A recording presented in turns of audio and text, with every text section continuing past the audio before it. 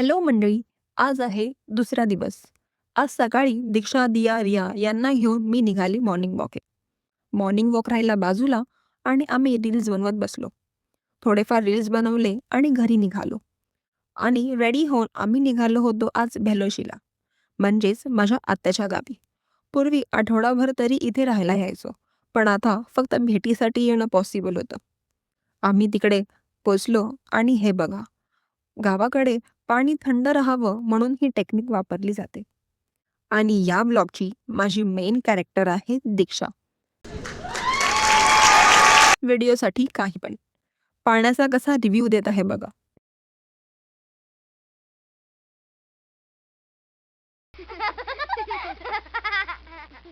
परसावात आंबपोळी आणि ओसळी सुकत घातली होती.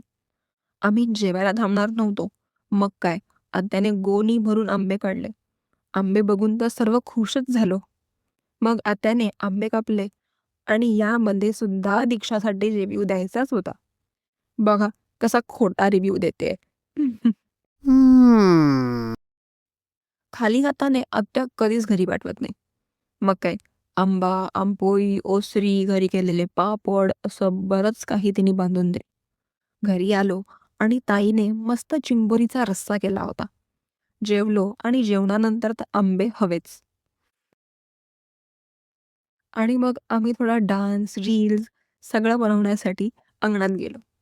खूप डान्स, रील्स आणि मज्जा केली.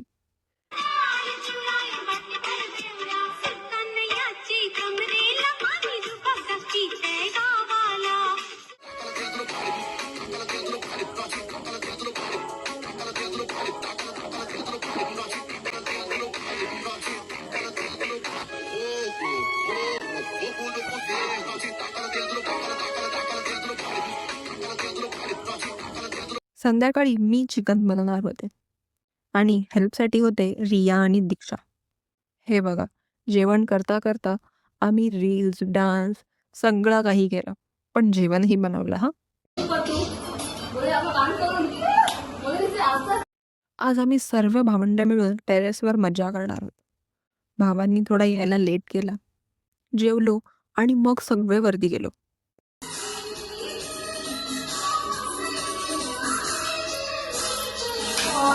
असं असं व्हेरी गुड.